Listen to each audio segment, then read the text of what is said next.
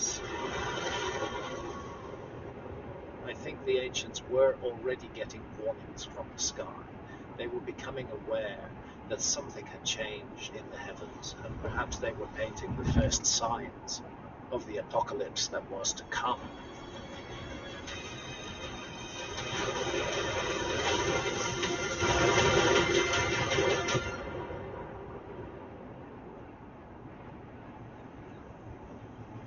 The timing certainly fits with when humans abandoned this rocky outcrop. I know archaeologists don't like to speculate, and I'm going to ask you to speculate, but do you think the Younger Dryas had anything to do with that sudden cessation of activity? You can't ignore it, certainly, because it does come right at that period of time.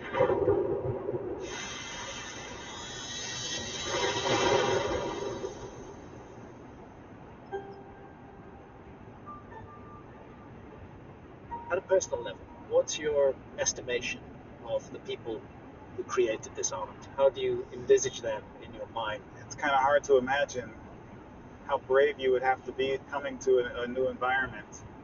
I mean, they were pioneers.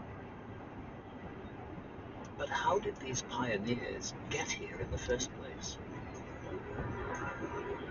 In 2015, scientists investigating just that question dropped a bombshell.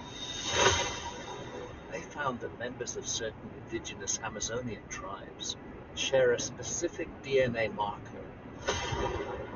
with people from the other side of the Pacific Ocean. The fact that we find it amongst remote tribes in the Amazon rainforest and in Papua New Guinea, Taiwan, and Australia suggests very strongly that there was a direct crossing across the Pacific Ocean. Even more surprising is where this DNA signal isn't. This DNA signal is not found anywhere in North America. If the Americas were peopled entirely by land, we should find this DNA signal present in North America as well as in South America. What's more, the DNA signal is very old, dating back at least 10,000 years. Nobody is supposed to have been able to cross the Pacific Ocean from one side to the other 10 or 11,000 years ago. For that to have happened just turns the whole story on its head. If there's one place on Earth that might hold clues as to who crossed the Pacific back then, it's here. I've come to one of the world's most remote inhabited islands, 2,300 miles west of South America and 2,600 miles east of Tahiti. On Easter Sunday, 1722, Dutch explorers stumbled across this small speck of land, lost in the middle of the Pacific Ocean. So they named it Easter Island, but they were stunned to discover that it was inhabited by a people who today call their home Rapa Nui.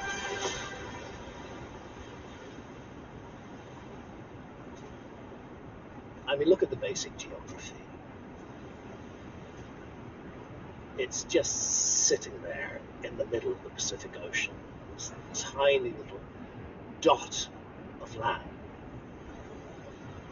And so the first extraordinary thing about it is, how did people find it at all? How did anybody ever end up settling on Easter Island in this huge wilderness of the Pacific Ocean? That pan-Pacific DNA signal convinces me that this island could play a key role in my efforts to reconstruct the story of a lost civilization of the Ice Age. Why? Because of these vast megalithic statues that tower over the landscape, for which Rapa Nui is famous today.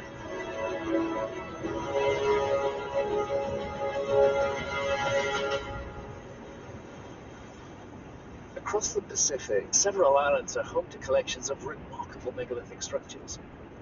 However, the greatest